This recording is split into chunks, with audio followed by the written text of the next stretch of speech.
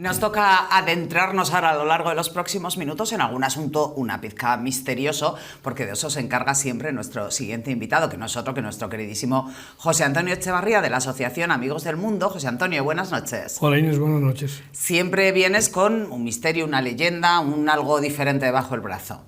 Correcto. Y hoy precisamente tenemos ahí en pantalla unos submarinistas, pero que el barco que está ahí no tiene ninguna relación con lo que vamos a hablar.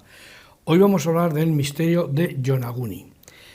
Yonaguni es una isla japonesa donde se encontró lo que podía haber sido, o se está determinando, lógicamente con sus personajes en contra, de que existe una ciudad submarina, o que al menos fue la plataforma de una ciudad submarina. O sea, se está intentando determinar si es una ciudad que existió y que ahora ha quedado bajo tierra, pero que era submarina. Bajo tierra, bajo mar. Sí. Allá por el año 1985, un submarinista profesional japonés, por eso los nombres nos van a sonar de nombre japonés, un poco raros, que es Kiichiro Arataki. Este hombre estaba explorando las islas Ryukyu, o sea, buceando, según dicen sus explicaciones, que estaba buscando lugares interesantes para realizar los buceos, las bajadas al mar, para ver cómo es. Muy bonito. Todos sabemos que el submarinismo, por lo menos para mí, es algo maravilloso, aunque no lo pude hacer por culpa de un oído. A mí me daría mucho miedo, pero reconozco que cuando se ven esas imágenes son maravillosas. Bueno, yo he bajado en Tenerife, concretamente. Bajamos en un submarino pequeñajo, y bajamos 30 metros de profundidad.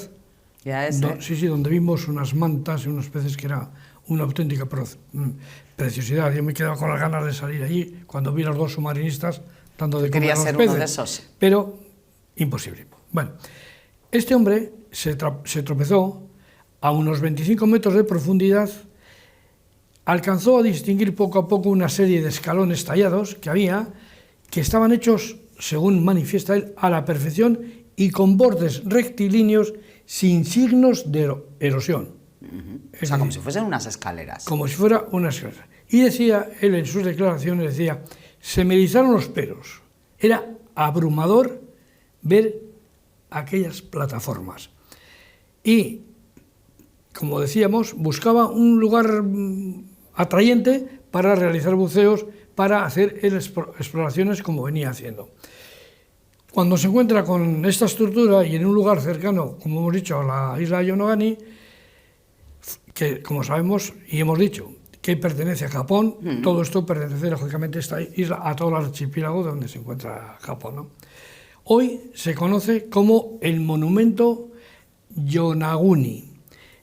Este es, ellos lo definen así, como un coloso pétreo, similar a los zigurat que hemos visto cuando hemos hablado de Mesopotamia y todo esto, y tiene 50 metros de largo por 20 de ancho. Y, como decía este hombre, Arataka, es uno de los lugares submarinos más insólitos del mundo, precisamente por esta construcción. Y decía este hombre, otra vez repetía que le había conmovido mucho encontrar aquello, porque sabía que aquello se iba a convertir en el tesoro de Yonaguni. Tú fíjate la importancia que tuvieron estas ruinas, bueno, vamos a llamarlas ruinas en principio, o esta plataforma, mejor dicho, que ya fue bautizada como la Atlántida de Japón. Te iba a preguntar, ya tienen Atlántida también allí. Efectivamente. Este monumento, que también es en forma piramidal, como hemos dicho, similares a los zigurat, estos de Mesopotamia, se le atribuye una edad de más de 10.000 años. Según creen los expertos que posteriormente han ido investigando y bajando. Después de que Arataki descubriera esta estructura, un grupo de científicos dirigidos por el geólogo Masaaki Kimura de la Universidad de Ryukyu bajaron también a hacer visitas, mediciones y comprobaciones de todo aquello que Arataki había señalado, ¿no? Repetimos, se cree que tiene, lo han confirmado este equipo, unos 10.000 años, pero hay diferentes teorías, como siempre, encontradas sobre su origen. Algunos creen que se trata de un vestigio, como decíamos, de una civilización muy, muy, muy antigua que floreció en el Pacífico y normalmente se le atribuye a una civilización que se llamaba o llamaron el pueblo Jomón, que habitó en el Japón prehistórico hacia el 12.000 años antes de Cristo. Ya que se supone ya hay, diríamos, referencias de este pueblo Jomón y por lo tanto, y bueno, pues si esto estaba en esta zona, pues es posible que sea este pueblo, ¿no? Decía Kimura que era muy difícil explicar el origen como si fuera puramente natural. Es decir, porque hay algunos arqueólogos que han interpretado que eso era una formación natural, sí, algo de por las depresiones de la mar y el tiempo, ¿no? Pero él dice que en vistas a la vasta evidencia de influencia del hombre en las estructuras, es muy posible que fuera hecho por la mano del hombre. Y si no hecho por la mano del hombre, aprovechando esa estructura que vamos a decir que existía en la naturaleza, haber ido diseñándola a la forma de vida que podía haber en aquel tiempo. Claro, es muy difícil, según Kimura, que una plataforma o varias, porque no es una sola, hay varias plataformas en diferentes estructuras y alturas, que esas planicies que tienen, que hombre, que es muy difícil que la mar pueda haber dejarlo conseguido así, ¿no? dejarlo tan liso, pero bueno. Tan geométrico, sí, digamos, ¿no? Pero también sabemos que la mar con el tiempo va puliendo todo lo que tiene, ¿no? Como nos ocurre si nos fijamos mucho en las piedras del río, como lo va puliendo. Pero claro, aquí él decía que es muy difícil porque después habían encontrado algunas cositas que luego veríamos. Vamos a ver el vídeo 1. Lleno de historias antiguas increíbles, y bajo sus mares, en una pequeña y alejada isla, podría estar la llave que desentraña uno de los misterios más grandes de la historia humana. La de una avanzada cultura antigua, padre de la gran mayoría de civilizaciones conocidas en el mundo. En 1985, Kazahiro Aratake descubrió unas ruinas, o lo que es considerado en Japón un gran monumento, en la isla de Yonaguni, perteneciente a las islas Ryukyu. Su estructura principal mide 120 metros de largo, 40 metros de ancho y 20 metros de alto, descubriendo con el tiempo más monumentos que destacan por su forma escalonada, similares a la de un zigurat. Existen otras zonas que parece que fuesen talladas a mano donde se observan posibles dibujos y un rostro similar al de los moais en Isla de Pascua. También dos orificios circulares de 2 metros de profundidad, los cuales se ha teorizado con que su finalidad era almacenar agua, mientras que otros investigadores piensan que son las bases para algún tipo de pilar. En un extremo del monumento existe una piedra ovalada que apunta hacia el norte, siendo una especie de reloj solar. Y lo más curioso de todo, un túnel de 1,5 metros de alto compuesto por piedra calcárea, una piedra que no existe en la región. Esto indica que pudo haber intervención humana, solo que hay un problema. Si este conjunto de monumentos submarinos fue parte de una avanzada civilización antigua, tuvo que ser construido cuando se encontraba en la superficie o cuando el nivel del mar era muchísimo más bajo. Esto solo pudo suceder en la época glaciar. Eso quiere decir que fue construido entre el 8000 al 10.000 antes de Cristo. Como decías, José Antonio, hay quien expone siempre, primero siempre se busca ante una cosa así desconocida la explicación científica o la explicación natural, ¿no? Claro. Lo más obvio. Esto es una estructura que el mar ha dejado, es una formación geológica que el mar ha dejado así, pero hay quien dice que no puede ser así. Sí, efectivamente, y sobre todo después de todas las investigaciones que se han venido realizando, porque al final estas edificaciones, vamos a decir, pues han creado una expectación grandísima y cada vez pues hay más gente tratando de investigar y comprobar, ¿no? Decía Aratake que para él la explicación más sencilla de que aquello había sido hecho por el hombre es que se había encontrado una escalera de caracol. Hombre, el mar eso es lo que decían. Eso tiene no mucha lo fuerza puede. y hace muchas cosas, pero una escalera de caracol, yo digo que no. Decía... ¿Pero hay documentación de esa escalera de caracol? Está grabado. O sea, vale, quiero decir, hay imagen, ¿no? Sí, hay imagen. Pues nada. Nosotros no las vamos a ver porque en esto no aparece, pero hay otras grabaciones que sí que lo tienen, ¿no? Decía Aratake Artaque, mejor dicho, que cuando lo vio por primera vez se dio cuenta de inmediato que las formaciones que estaban hechas allí eran muy similares a las que había en la Tierra. Y decía el geocientífico Takayuki Ogata, de la Universidad de Ryukyu, que él nunca había visto unas formaciones que continuaran desde la Tierra hasta el fondo del mar, y esa fue una de las razones que a este hombre le daban, diríamos, una explicación muy clarita de que efectivamente eso había hecho por la mano del hombre. El geólogo Makoto Osubo, también de la Universidad de Ryukyu, recuerda que se pueden encontrar formas y formaciones simétricas también en la naturaleza. Pero si remontamos un poco la vista...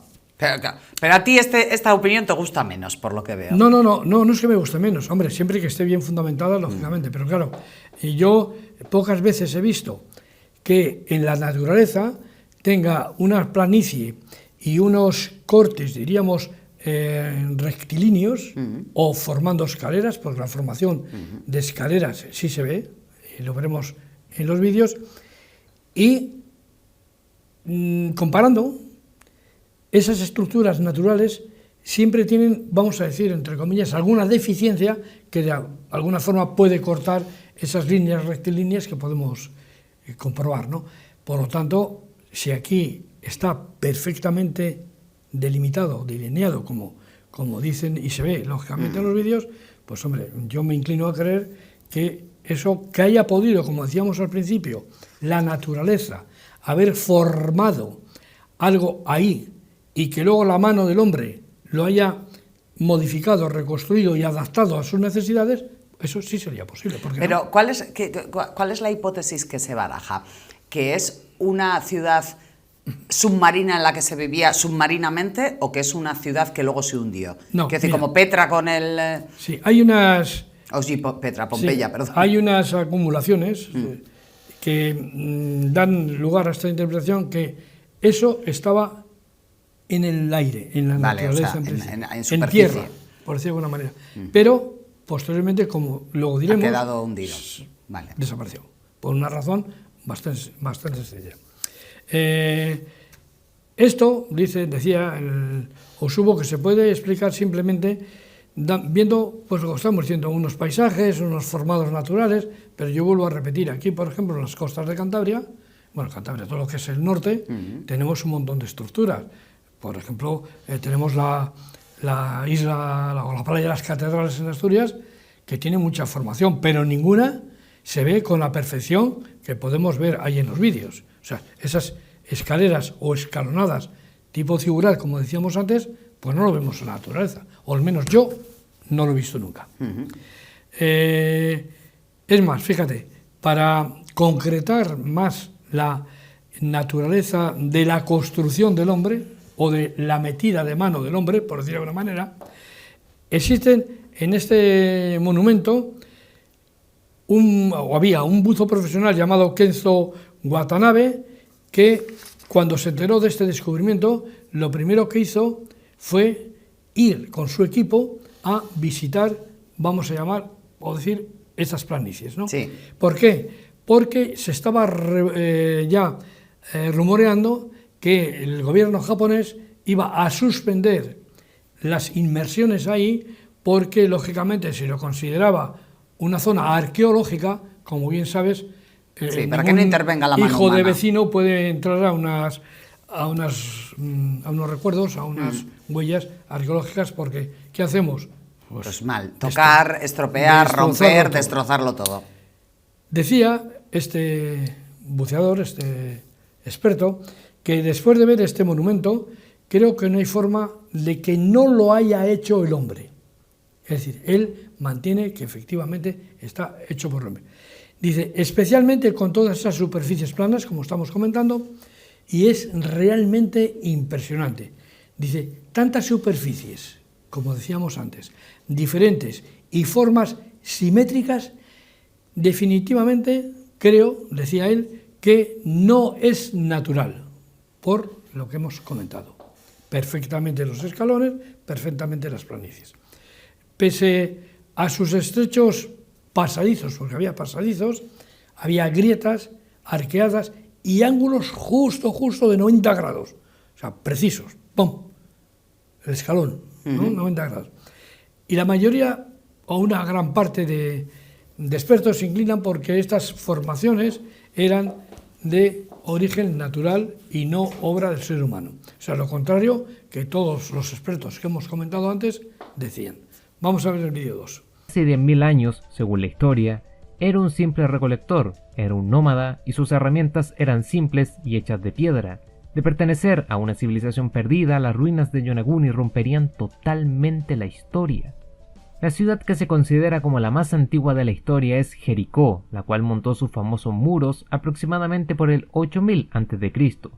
La que se considera la estructura más antigua del mundo es el santuario religioso de Göbekli Tepe en Turquía, con una datación que indica que su construcción inició en el 9000 a.C., y la civilización considerada como la más antigua, por lo cual la primera de la historia sería la Sumeria, formada por el 4000 a.C. Muchas culturas alrededor del mundo hablan acerca de una gran civilización la cual sucumbió ante el mar. La más conocida es la Atlántida.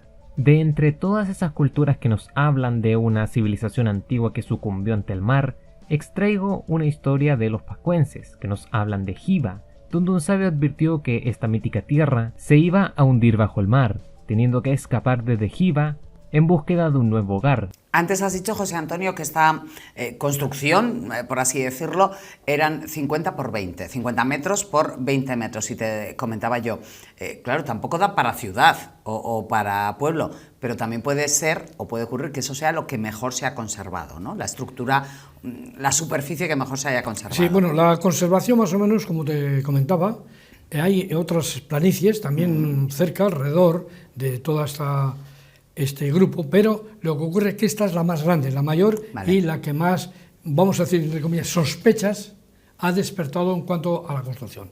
Tú me preguntabas antes que qué podía haber pasado, si era una ciudad submarina o qué era.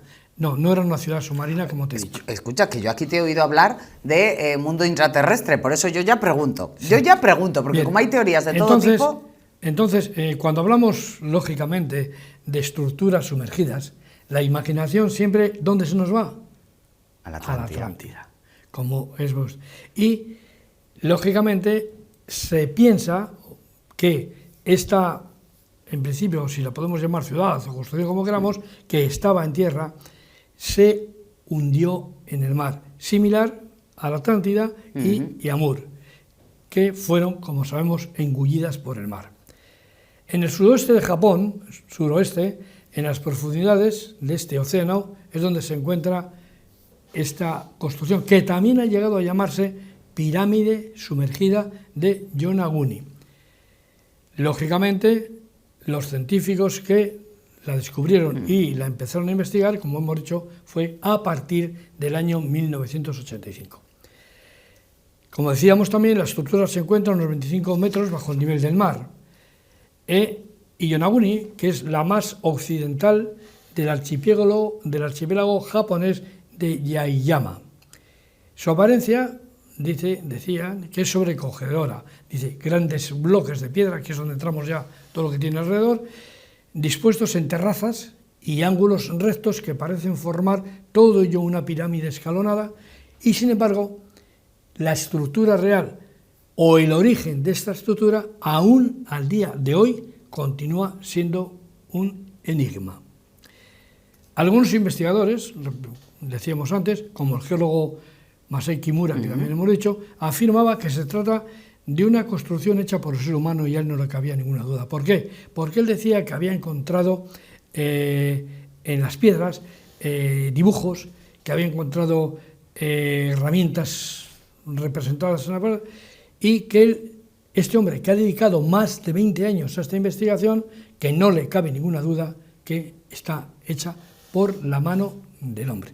Por eso él ha recopilado una serie de evidencias de Yonaguni para ver que efectivamente, y estudiarlo posteriormente, y certificar, como vulgarmente decimos, a pies juntillas, que esa ciudad, ese monumento, o parte de todo eso, está hecho por el hombre. Vamos a ver el vídeo 3. Desde tiempos remotos se ha teorizado con la existencia de continentes perdidos. Lemuria y Mu son grandes ejemplos, tierras que supuestamente sucumbieron ante el poder del océano, y quienes sobrevivieron a tal desastre llevaron su conocimiento a diversos lugares del planeta, explicando así la similitud en las estructuras construidas por diferentes culturas, separadas por miles de kilómetros unas de otras, aun cuando no tuvieron contacto entre ellas. Sus monumentos son similares, y sus leyendas también lo son. Tenemos entonces una isla pequeña en la cual habitaron muy pocas personas. Esta fue invadida y anexada en el siglo XV por el reino de Ryukyu, para finalmente caer ante Japón y ser anexados a su territorio en 1879. No existe mucha información sobre quienes habitaron este lugar previo a la aparición del reino Ryukyu, pero cuentan con una lengua única llamada Yonaguni, la cual hablan unas 400 personas en la isla, y su propia escritura, la escritura Kaida, aunque se desconoce el origen de esta. Lo lógico sería pensar que si tiene un origen humano, encontraríamos restos de herramientas esparcidos en la isla o en las cercanías del monumento, cosa que aún no ocurre. Por lo tanto, no hay forma de probar que existió gente que talló esa mega estructura. La otra cara de la moneda nos habla de que todo es una simple formación natural, la cual pudo ser modificada tiempo después por humanos en el pasado. La fuerte corriente que existe en el lugar, sumado que es una región propensa a los terremotos, causarían fracturas regulares, causando esas formas tan pulidas. Fíjate que yo suelo ser escéptica, José Antonio, pero en este caso tampoco es una teoría tan loca que hubiese una ciudad que ha quedado sumergida bajo el mar. Sí, como yo te decía antes, podía ser precisamente una construcción, a saber para qué servicio, podía ser un templo, podía haber sido una ciudad fortificada, o al final vete a saber, porque si todavía sabemos que hoy no tenemos desvelado el origen, pues lógicamente es complicado, ¿no? Te decía que no todos los expertos, lógicamente, coinciden con Kimura. Claro. Hay algunos que dicen que las terrazas y los cortes angulares son resultados de la erosión natural y de movimientos tectónicos. Hay que tener en cuenta que esta isla, bueno, en Japón en general, está, vamos a decir, encima de un lugar, de una zona de terremotos muy importantes y de volcanos. Pero la simetría de las líneas de corte, según ellos, los supuestos caminos y pozas que encontró Kimura, que están talladas, hacen que la teoría de un origen natural parezca improbable. Es decir, que no cabe otra selección que hecho por la mano del hombre. Y te decía que esta estructura principal, vamos a llamarla, no está sola, como te decía antes, sino que alrededor de esta pirámide sumergida hay otras formaciones que algunos llaman el estadio o la carretera, dependiendo de su estructura, de cómo se encuentra. Lo que refuerza que la idea de este era un complejo muchísimo mayor, por aquello de la ciudad fortificada o un sitio o lugar de sacerdocio, por decirlo de alguna manera, ¿no?, de adoración. Y sin embargo, la gran pregunta que sigue y se mantiene en el ambiente es ¿cuándo y quiénes podrían haber construido algo así? Eso, como hemos dicho, sigue ¿Esto de qué año es y cómo lo construyeron? Algún ¿no? día, hombre, de años sí, se dice que hace 10.000 años, pero claro, ¿quiénes, cómo y de qué manera se construyó esto? Esta isla, hablando dentro del contexto histórico de Yonaguni, es o fue un punto estratégico muy importante durante aquellos siglos de su existencia, por decirlo de alguna manera, ¿no? Pertenecía al antiguo reino de Ryukyu, que era muy conocido, o sea, era muy importante en aquellos tiempos por sus intercambios o su mercadeo con China, el mercadeo comercial, lógicamente. Sin embargo, el origen de esta estructura, como decíamos, se remonta supuestamente a tiempos muchísimo más antiguos todavía que esta calificación, por decir de una manera, ¿no? Las teorías más radicales, ¿qué dicen? Sitúan la construcción durante la última glaciación. Es decir, ¿por qué se establece o se pone en tierra, entre comillas, esta construcción? Porque en el tiempo de la glaciación, que es donde supuestamente está, el mar estaba a un nivel de 140 metros más abajo de lo que está ahora. Bueno, pues entonces no es tan raro. Esto era aproximadamente hace unos 20.000 años, pero sin embargo otras teorías lo establecen en hace 3.000 años. Es decir, como tú bien dices, efectivamente no sería raro, porque claro, fíjate dónde nos iríamos aquí, en nuestro Cantábrico, si bajamos 140 metros el mar hacia abajo, ¿no? Pues bueno, pues sería... Uy, lo que encontraríamos aquí no te iba a decir nada. Bueno, igual era mejor no verlo. Pues también tienes razón. Pero bueno, ahí habría naves, hay cañones y cosas estas. Estas ruinas, que no solamente atraen a los investigadores, atraen también a buceadores de todo el mundo, claro. Pero siempre, se iba a prohibir lo de sí, bucear. pero por eso te iba a decir que siempre con un permiso o una autorización del gobierno japonés para verlo. Pero, ¿sabes por qué hay esta atracción, por decir, tanto más que por ver esta construcción? Porque aquella era una zona de bancos de tiburones de martillo, que ofrecen un gran espectáculo bajo el agua del mar. Vamos con el vídeo 4 y último. Aún no hay un consenso en la comunidad científica sobre si estamos ante los restos de una civilización que pudo ser el origen de varias culturas en el mundo, o simplemente un montón de piedra bajo el mar que la naturaleza esculpió de manera excelsa. Y lo más probable es que nunca vamos a saberlo. El boom desde su descubrimiento poco a poco se ha ido enfriando, y las investigaciones al respecto también lo han hecho. Uno de los investigadores de Yonaguni menciona algo que es bastante cierto: nuestros esfuerzos siempre van centrados en encontrar ruinas en tierra firme, cuando bajo el mar podrían existir pruebas de civilizaciones perdidas y milenarias. Apenas sabemos lo que hay bajo el océano, pero naturales o hechas por nuestros antepasados, solo nos queda maravillarnos con estos monumentos tan increíbles. Nos hemos quedado antes de ver este vídeo, José Antonio, hablando de que atrae a muchísimos buceadores turistas o turismo de buceo, no tanto por la construcción en sí, como por el hecho que se pueden ver muchos tiburones martillo. Efectivamente, así es. Las dos cosas son atrayentes, pero mucha gente a los que no le va la arqueología... Pues yo antes bajaría a ver eso que los tiburones, que tienen que dar un miedo. A ver los tiburones, pero bueno. Mira, aquí tenemos también otro hallazgo muy importante cercano a Gonayuni, que es lo que se ha venido a llamar la piedra roseta de Okinawa.